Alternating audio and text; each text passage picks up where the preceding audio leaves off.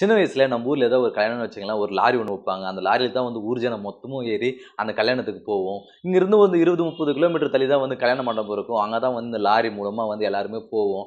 லாரியில போம்போது பின்னாடி இருக்கிற அந்த டோர் மேல உட்கார்ற சான்ஸ் மட்டும் கிடைச்சதுன்னு வச்சுக்கங்களேன், அதுதான் வந்து வாழ்க்கையிலே ஏற்படுற ஒரு ஃபர்ஸ்ட் கிளாஸ் பயணமா இருக்கும். அப்படியே அந்த டோர் மேலயே அப்படியே உட்காந்து, அப்படியே அந்த வண்டி போற அந்த அழகெல்லாம் பார்த்துட்டு, அந்த காத்தெல்லாம் வந்து அப்படியே ஜில்லுன்னு மேல அடிக்கும். அப்படியே நம்ம ஊர் ஜனத்தெல்லாம் வந்து அப்படியே பார்த்துட்டு, அவங்க கூட பசங்க கூட பேசிட்டே போறதெல்லாம் வந்து ஒரு சூப்பரான ஒரு அனுபவமா இருக்கும். ஈவினிங்கா வந்து கிளம்புறோம் அப்படின்னா, மறுநாள் வந்து காலையில தான் ஒரு 9, 10 மணிக்கு தான் வந்து மண்டபத்த விட்டே வந்து லாரி வரும். வரும்போதும் எல்லாரு கூடவும் சேர்ந்து வருவோம். இடையில நமக்கு ஏதாவது ஒரு அர்ஜென்ட்டான ஒரு வேலைனா கூட வர முடியாது. அவங்களோட தான் வந்து லாரியில வந்தாகணும்.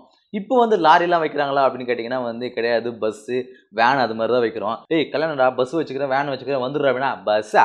பஸ்ஸெல்லாம் நம்மளால வர முடியாது. நான் வண்டியில வருவேன்" அப்படின்னு சொல்லிட்டு, இப்ப எல்லாருமே வந்து வண்டியில தான் வரோம். மண்டபத்துக்கு போனா ஃபுல்லா அந்த டூ வீலர் தான் இருக்கு. பஸ்ல வந்து 1, 2 தான். அதாவது கல்யாண பொண்ணு, கல்யாணம் அவங்க வீட்ல இருக்கிறவங்க மட்டும் தான் வரதுக்காக மட்டும் தான் அந்த வேன், பஸ்லாம் யூஸ் பண்றாங்க. ஸோ கல்யாணம் வரவங்கலாம் வந்து பெரும்பாலும் வந்து டூ வீலர்ல தான் வந்துடுறாங்க. ஸோ அந்த லாரியில வர விஷயம் அப்படிங்கிறத வந்து இப்போ வந்து இல்லாம போயிடுச்சு. இப்ப சின்ன வயசுல நாம அனுபவிச்ச ஒரு விஷயம் வந்து இப்போ வந்து இல்லாமலே இருக்கு அப்படின்னு நினைக்கும்போது வந்து, அந்த நினைவுகள் மட்டும் தான் நமக்குள்ள இருக்குது. ஆனா வந்து சின்ன வயசுலேருந்து இப்போ வரைக்கும் ஒரு விஷயம் மாறவே மாறாது, மாறாமலே இருக்குது அப்படின்னா அது என்னன்னா, ரயில்களும், ரயில் நிலையங்களும் தான். சின்ன வயசுல நம்ம வந்து ரயில்வே ஸ்டேஷனுக்கு போனா என்ன மாதிரியான ஒரு உணர்வு குடுக்குதோ, ரயில்ல போனா என்ன மாதிரியான ஒரு உணர்வு குடுக்குதோ, அதே மாரி தான் வந்து இப்போ நாம ரயில்ல போகும்போதும், ரயில்வே ஸ்டேஷனுக்கு போகும்போதும் அதே மாரி ஒரு உணர்வு குடுக்குது. ரயில்ல போகும்போது அந்த சத்தமாகட்டும், தள்ளாட்டமாகட்டும், சடனா பிரேக் அடிக்கும்போது அந்த வீல்லேருந்து வர அந்த தீஞ்ச வாசனையாகட்டும், ரயில் நிலையத்தில இருக்கிற எப்பவுமே இருக்கிற அந்த கூச்சலாகட்டும், ஒரு மாரியான ஒரு ஸ்மெல் ஒண்ணு வரும். சகிக்கவே முடியாது. அந்த மாரியான ஸ்மெல்லாம் வந்து இப்பவும் வருது.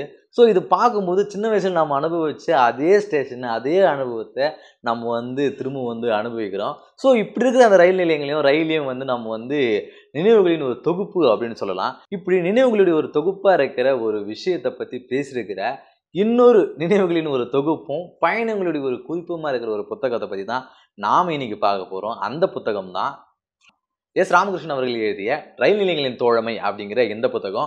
புத்தகம் நேசிக்கும் வாசகம் தமிழர்களுக்கு வணக்கம். வழக்கம் போல உங்களுக்காக ஒரு நல்ல புத்தகத்தை தேடி கண்டுபிடிச்சு கொண்டு வந்திருக்கேன். அந்த புத்தகம் தான் ரயில் நிலையங்களின் தோழமை அப்படிங்கிற இந்த புத்தகம். இவ்வளவு நேரம் நான் சொன்னதுக்கும் இந்த புத்தகத்தோட தலைப்பு, அதாவது ரயில் நிலையங்களின் தோழமை அப்படின்னு படிச்ச உடனே இப்போ உங்களுக்கு வந்து ஒரு ஐடியா கிடைச்சிருக்கும். அதாவது இந்த புத்தகத்துறை ஆசிரியர் வந்து ரயில் நிலையங்கள்ல வந்து என்னென்ன மாதிரியான ஒரு அனுபவத்தை வந்து அவர் வந்து ஃபேஸ் பண்ணியிருக்காரு, அதை தான் வந்து இந்த புத்தகமா எழுதியிருக்காரு அப்படின்னு நினைச்சீங்கன்னா கிடையவே கிடையாது. ஏன்னா நானும் அப்படித்தான் நினைச்சேன். ரயில் நிலையங்களின் தோழமைன்னு சொல்லிட்ட உடனே, ஓகே இது ரயில்வே ஸ்டேஷன்ல பத்தி மட்டும் தான் இருக்க போகுது. வாங்கி படிக்கிறோம் அப்படின்னு நினைச்சு தான் வாங்கி படிச்சேன். பட் ஆனா அதெல்லாம் எதுவும் கிடையாது. இல்ல வேற ஒரு கன்டென்ட் தான் இருந்தது. ஆக்சுவலா வந்து ராமகிருஷ்ணன் அவர்கள் வந்து நெறைய வந்து பயணம் பண்ணுவாரு. இவர் நெறைய பயண கட்டுரைகளே வந்து எழுதியிருக்காரு. ஸோ அவரு பண்ண பயணங்கள்ல இருந்து சில சில விஷயங்கள், பல பயணங்கள்ல இருந்து சின்ன சின்ன விஷயங்கள்ல வந்து இந்த புத்தகத்துல வந்து எழுதியிருக்காரு. உதாரணத்துக்கு வந்து இப்போ வந்து ஒரு ஒரு ரெஸ்டாரண்ட்டுக்கு போய் சாப்பிட போயிருந்தா, அந்த இடத்துல வந்து என்ன நடந்துச்சு அப்படிங்கிறது ஒரு சாப்டரா சொல்லியிருக்காரு. ஒரு அரண்மனைக்கு போகும்போது அங்க பார்த்த ஒரு விஷயத்த வந்து என்னன்றது வந்து ஒரு சாப்டரா சொல்லியிருக்காரு. அது மாரி வந்து எங்கெங்கெல்லாம் போயிருக்காரோ, அங்க மாரி ஒரு விஷயங்கத்தெல்லாம் வந்து இந்த புத்தகத்துல வந்து சொல்லியிருக்காரு. அப்படிதான் வந்து இவரு கல்கத்தாவுல ஒரு ஒரு இடத்துக்கு போயிட்டு வரும்போது, ஒரு 9 மணி நேரம் வந்து மழை டைம்ல வந்து ரயில்வே ஸ்டேஷன்ல மாட்டின்னு இருக்காரு. அந்த விஷயத்த பத்தி தான் வந்து இந்த சாப்டர்ல, இந்த புத்தகத்துல ஒரு சாப்டர்ல வந்து சொல்லியிருக்காரு. அந்த சாப்டரோட பேருமே வந்து ரயில் நிலையங்களின் தோழமை. அந்த சாப்டரோட பேர் தான் வந்து இந்த புத்தகத்துக்குமே வந்து வச்சிருக்காரு. ஸோ வந்து இது வந்து வெறுமனே வந்து ரயில்கள பத்தியும், ரயில் நிலையங்கள பத்தி மட்டுமே கிடையாது. இவரு மேற்கொண்ட பயணங்கள்ல இவரு பார்த்த விஷயங்கள தான் வந்து இந்த புத்தகத்துல வந்து பலவாறா வந்து சொல்லியிருக்காரு. சரி, பயண குறிப்பு, பயண கட்டுரை அப்படின்னு நான் வந்து இந்த புத்தகத்த வந்து சொல்லியிருந்தேன். அப்படின்னா என்ன அப்படின்னா வந்து வேற ஒண்ணுமே கிடையாது. நீங்க நம்ம YouTubeல பார்க்குற விளாக் தான் வந்து பயண கட்டுரை அப்படிங்கிறது. என்ன ஒண்ணு YouTubeல வந்து கண்டதையும் காட்டுவாங்க. தேவையில்லாத விஷயங்கள் தான் இருக்கும். காலைல எழுந்தேன், சாப்பிட்டேன், போனேன் அப்படின்னு. பட் ஆனா வந்து இந்த பயண கட்டுரைலாம் வந்து அப்படி இருக்காது. ஒரு இடத்த பத்தி இங்க போனேன், வந்தேன் அப்படின்னு மட்டும் இல்லாம, இந்த இடத்துல வந்து இது வந்து ரொம்ப சிறப்பான ஒரு விஷயம். நமக்கு தெரியாத பல விஷயங்களையும் வந்து அது கூடவே வந்து இந்த புத்தகத்துல வந்து சொல்லியிருக்காரு. உதாரணத்துக்கு வந்து இப்போ வந்து ஒரு மதுரை மீனாட்சி அம்மன் கோயிலுக்கு போறாருன்னு வச்சுக்கங்களேன். போய் அந்த இடத்துல போய் நம்ம சாமி கும்பிட்டேன், திரும்பி வந்தேன் அப்படின்னு மட்டும் இல்லாம, அந்த கோவிலுடைய சில விஷயங்களையும், அந்த கோவில பத்தி நமக்கு தெரியாத ஒரு புதுசான ஒரு விஷயங்களும், அது ரிலேட்டடான ஒரு விஷயம் வந்து இதுல வந்து சொல்லியிருக்காரு. அதுவே வந்து படிக்கும்போது, அந்த இடத்துக்கு போன ஒரு உணர்வும் இல்லாம, அந்த இடத்த பத்தின ஒரு நல்ல ஒரு நாலேட்ஜுமே நம்மளுக்கு வந்து இந்த கெயின் ஆகுது இந்த புத்தகத்த படிக்கும்போது. எஸ். ராமகிருஷ்ணன் அவர்களால 2018 எழுதப்பட்ட இந்த புத்தகத்துடைய முதல் பதிப்பு வெளியாச்சு. 100 பக்கங்கள கொண்ட இந்த புத்தகத்தோட விலை பார்த்தீங்கன்னா ரூ. 128 தான். தேசாந்தி பதிப்பகம் தான் வந்து இந்த புத்தகத்த வந்து வெளியிட்டிருக்காங்க. புத்தகத்தோட பேப்பர் குவாலிட்டியும், ஃபாண்ட் சைஸும் வந்து நல்லாவே இருக்கு. ஸோ படிக்கிறதுக்கு வந்து ரொம்பவே ஈஸியா இருக்கு. நல்ல எளிமையான தமிழ்லயே வந்து எழுதியிருக்காரு. ரொம்ப வந்து கஷ்டமாலாம் இருக்காது படிக்கிறதுக்கு. சரி, இந்த புத்தகத்த வாங்கி படிச்சுட்டோம். நல்லா இருக்குது. அடடா! மனுஷன் வந்து இப்படிலாம் வந்து டிராவல் பண்ணியிருக்காரு. நாமளும் வந்து இது மாரி ஒரு டிராவல் பண்ணணும். வாழ்க்கைன்றது வாழ்றது தான். டிராவல் பண்ணாதான் வந்து அதை அனுபவிக்க முடியும் அப்படின்னு நினைச்சு எட்ரா பேக புடுற வண்டியை சிங்கப்பூர், மலேசியா, இந்தோனேஷியா அப்படி சுத்துறண்டா வாழ்க்கை ஃபுல்லா அப்படின்னு நினைச்சிங்கன்னா அதெல்லாம் எதுவும் பண்ண வேணாம். ஏன்னா இந்த புத்தகத்திலேயே உங்களை மாதிரியான ஒரு ஆட்களுக்காகத்தான் வந்து இந்த புத்தகத்துடைய ஃபர்ஸ்ட் சாப்டர்லேயே ஒன்று சொல்லியிருக்காரு.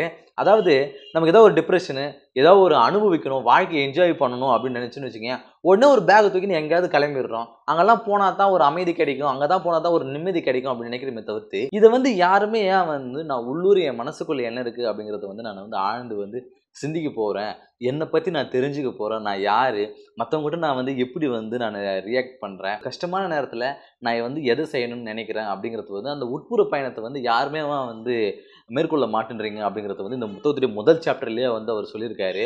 நான் டிப்ரெஷனாக இருக்கிறப்ப அதனால வந்து இங்கேருந்து வந்து நான் கோவா போக போகிறேன், இங்கேருந்து லடாக் போக போகிறேன் அப்படின்னு சொல்கிறாங்க. சரி லடாக் போகிறது காசு எங்கடா அப்படின்னா நான் கடன் வாங்கின்னு போக போகிறேன் அப்படின்றானுங்க. கடன் வாங்கின்னு போகிறீங்களா, கடன் வாங்கின்னு ஏன்டா போகிறீங்க அப்படின்னு கேட்கும்போது அப்போ தானே வந்து டிப்ரெஷன்லாம் குறையும் அப்படின்னு சொல்கிறானுங்க.